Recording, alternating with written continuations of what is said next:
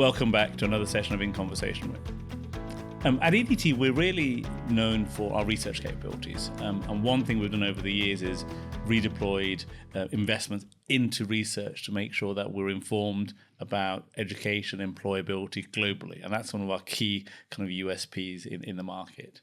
And I'm really glad to invite today to this session Richard Churches, who heads up our research effort globally. Welcome, Richard. Thanks, Dan. It's a great pleasure to be here.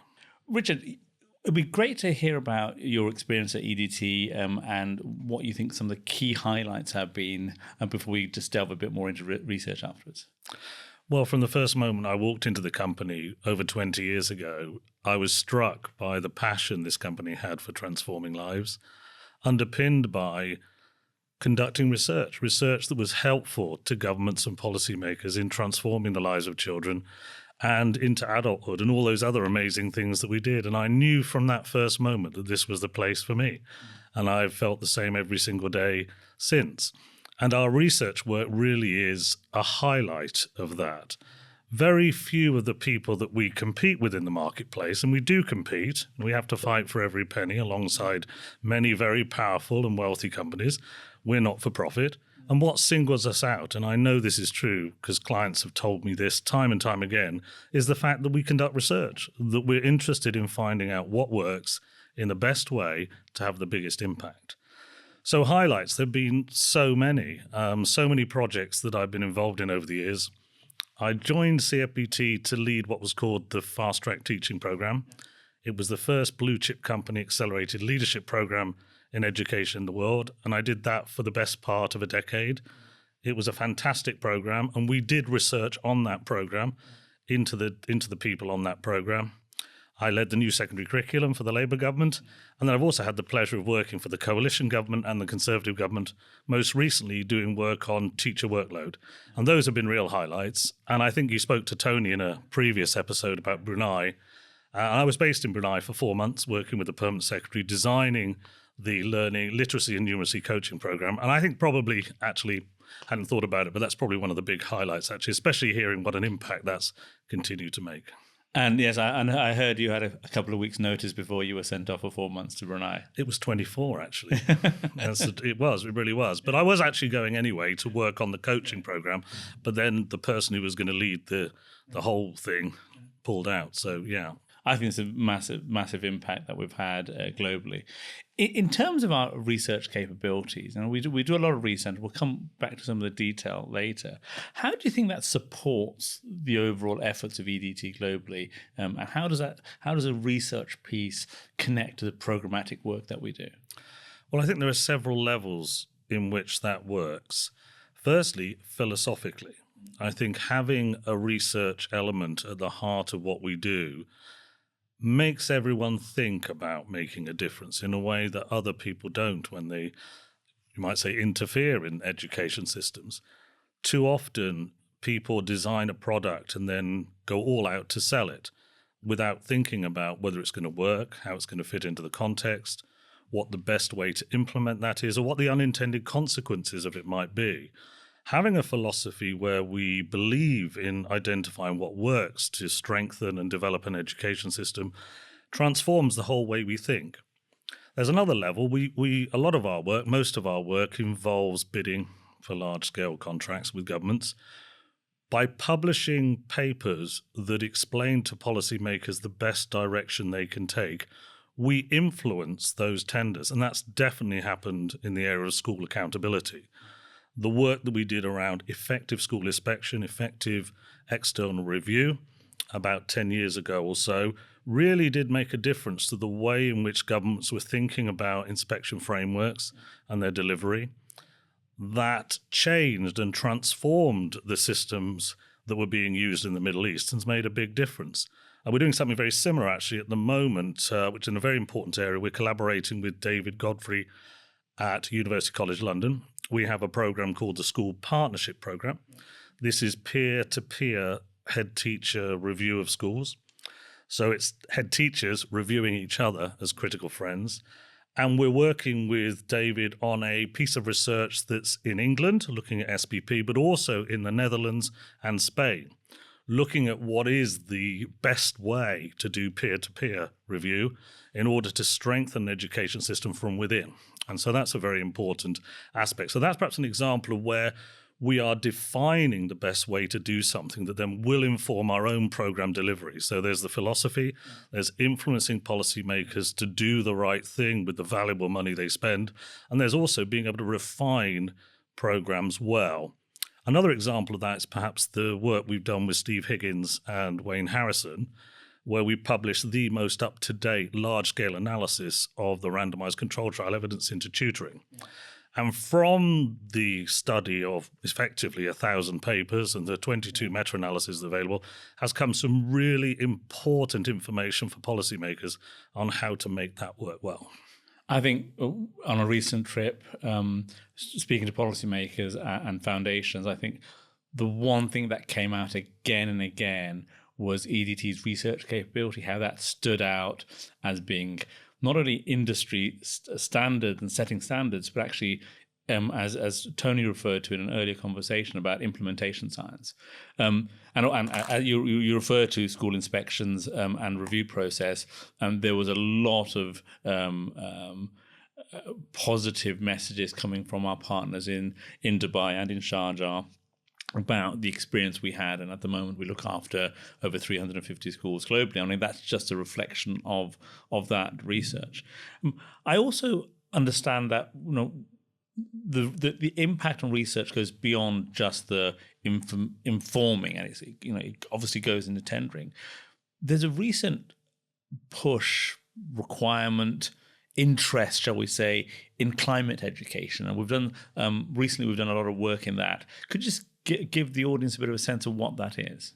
Yeah, we're coming to the end of a 3-year research plan, which included climate education research as part of it. And I believe we were one of the first organizations to really think about looking at climate education. And what that's produced is some really rich and important information for global policymakers. We've been able to map the impact of climate change on communities like those in Kenya, in Turkana in particular. From that map of working and hearing the stories of people on the ground, we've also been able to come up with what we might call the mitigations to those challenges, which isn't a complete roadmap for policymakers, but it does point towards the importance of some very, very key things. We have a documentary that we've just published on the website that people are welcome to watch, led by my fabulous colleague, Rachel Fitzpatrick, and Domvern, who's one of my team, who's in Kenya. And they went to Turkana, they worked with teachers and students. And a key thing that came out of it was actually learning about climate change is really important. Now, it might seem less important perhaps in a developed country like ours, but if you're living in Turkana and life is hard and resources are scarce and the temperature's going up and droughts are occurring, it matters that you know not to chop a tree down on the edge of your river. Because of the risk of erosion. So lots of work emerged around the importance of helping communities manage themselves, understanding what they're doing. Very similar to the work I think in a previous episode Tony talked about with HIV education. Education is the key to people having empowerment and taking over their lives. And I'm very proud of that work. I think it's a fabulous piece of work, and looking forward to talking more about it. Yeah, no, I think that's really good. And so if anyone watching, please go to edt.org and look up the documentary. It's fascinating. Rachel and the team have done a great job. And I think it points to, I think, the interconnectivity of education. I mean, education has always been at the heart of socio-economic politics, growth, economic development. But I think increasingly influencing really material aspects like climate. And again, previously climate was sidelined. I think it sits at the heart of policy frameworks globally. I think that's a great piece of work. I think we've done the research in a number of countries. Which countries have we focused on for the time at the moment on those? Predominantly, we've been focusing on Kenya. Yeah. And but we've also been looking more widely at sub-Saharan Africa. But our field work has been in Kenya and Turkana. Brilliant. In terms of global stakeholders and their perception of research vis-a-vis our competitors, How do they provide us feedback, and how do you think it influences their not only policy making, but also the ability for them to put really clear tenders out there requesting future programs?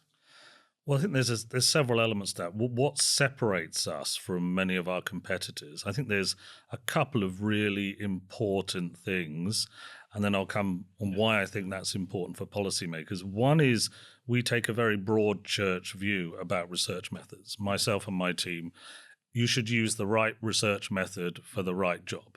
So, if you want to know if something improves pupil outcomes, some form of controlled trial with a good form of testing is the way to do it. But if you want to know about the lived experience of people in order to identify the factors that make a difference, then you need to be qualitative.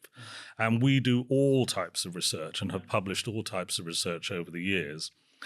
The second thing I think that's different is we always ground our research in a strong, robust academic method, yet we communicate it in a way that policymakers can understand. Our goal is to carry out very robust research, but make it clear and understandable with recommendations for policymakers. And that requires some interpretation, but we're able to do it because we understand policymakers. So putting ourselves through the eyes of policymakers, and I think they respect that. We've worked closely with policymakers for so many years that I think we can imagine what the world is like from their point of view, walk in their shoes and then think, okay, it may be the case that this should work somewhere, but we know the challenge you will face, the challenge of buy-in across your structure. Understanding the what of system reform in cataloguing the what, but also how, but also that really important aspect, the why. And I think in recent years we've seen how the why has begin to shifting away from the idea that education reform is a left or right view of the world. The brain doesn't know that. The brain learns it's irrespective of politics. Social relationships happen irrespective of that. Ultimately, people live their ordinary lives. And actually, there is an emerging view that you should put the evidence first as the why. And I think we've been at the forefront of that for so long, when so many other competitors never even published a research report. I think that's when I joined last year, that was the most fascinating thing I found. And I remember talking to you, Richard, in probably my first or second week here, saying we have a wealth of research over the last 25, 30 years. As I said earlier, it's available on EDT.org. And I think it's covered a vast range. We do particular research, and we do research in the Levetian region as well as globally. Is there any particular research that we've done in your time here that you're particularly proud of and would like to highlight? I think the leadership review that we did was the first time anyone had done a really robust literature review of the school leadership literature, surprisingly enough. We collaborated with Pam Salmons at Oxford University on that. It's still our most frequently downloaded report. The parallel report that she did around effective teaching has formed the basis for so much of our work on teacher development and has been very influential around the world. Those big literature reviews were very, very important. I think that's something that stands out. Those pieces of work that have identified some really important things are also there. One particular piece of research that focused on a very specific area was we were very interested in what might be the secret sauce, if you like, for school improvement when a school has failed its Ofsted inspection. We were very serious about this type of research. We led 70 inspections a week. We ran a third of all Ofsted inspections. I was an Ofsted inspector myself. And you can't fail to understand the importance of not only a rigorous inspection system, but also what can schools do beyond that. They need help. They need to understand what works. So we identified the 200 schools that had gone from an Ofsted category, i.e. they were failing, to good or outstanding in 2 years or less. This was a piece of work carried out by Anna Riggle and Tony McAlevey, a little bit before my time leading the research function. And from that work, which was carried out with some very robust qualitative interviewing, they were able to identify the things that really made a difference. By the way, in 50% of the schools, the head teachers had moved on. In 50%, they'd stayed, the same head teacher. And those heads were saying Ofsted gave a mirror to what was wrong, and we responded to it. That was one of the key things. They actually took the findings and responded to them. But most importantly, and one of the top two, was data. Really understanding your school well. Those head teachers said, okay, we need to know how we're doing. We're going to look in lessons properly and carefully. We're going to look at our exam results. We're going to see where things are working, where we're not, and we're going to be honest with ourselves. That first step. And I think if we look at the movement towards evidence-based education, there's two ways to look at it, isn't there? One is the robust research evidence of what works, so that we should be doing the things that are best bets for pupil attainment and other things. But secondly, there's just knowing what's going on in your system. Yeah.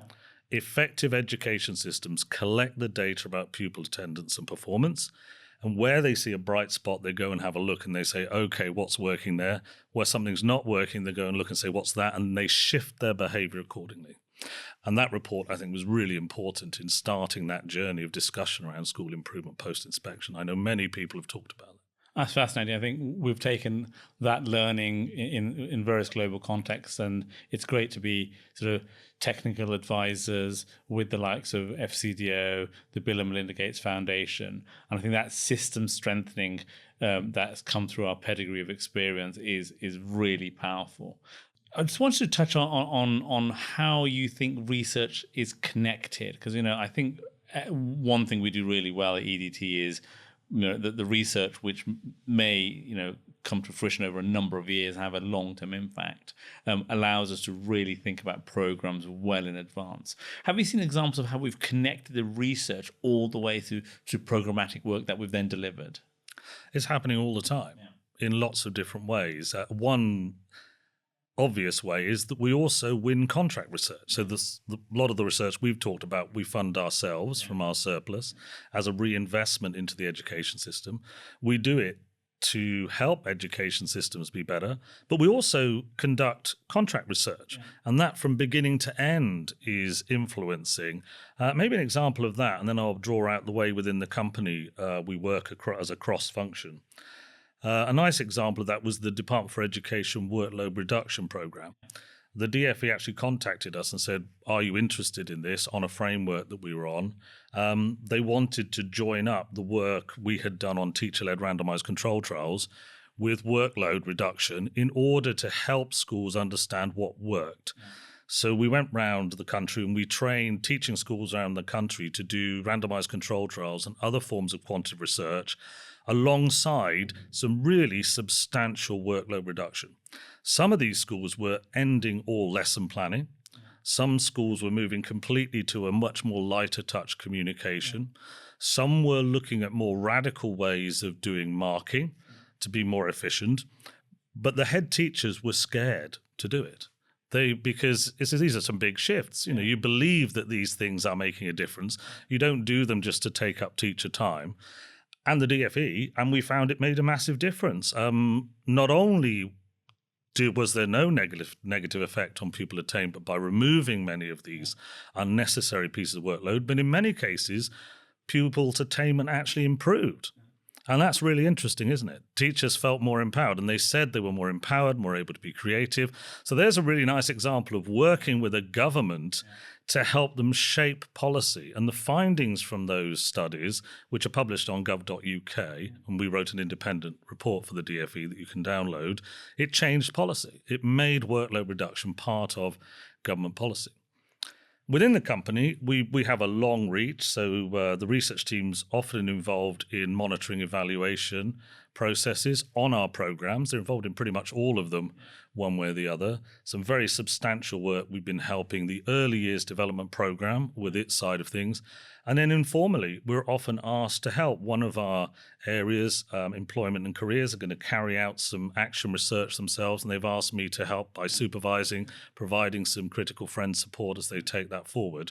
So we like to do more, of course, and that's one of my goals is to spread that even further. I'd like it to be everyone to feel that they're a researcher and be part of research at some point in the organization, including colleagues who are not just education people. Lots of people could be trained to do research, and it could be a developmental opportunity. I think Sarah's going to be one of your guests at some point. I'd love to talk to her about involving other people more widely in the organization in some of the research projects as researchers, perhaps. I love the internal pitch for resources. That's always great. But Richard, thank you very much. As a steward of our research, it's been fascinating to hear your ideas and your thoughts about your experience. And I think that gives everyone an insight of how important research is and how central it is to everything that EDT does. Please do go on edt.org and look at our research papers and get a sense of what we deliver. Look forward to seeing you all again in a future interview. Thank you.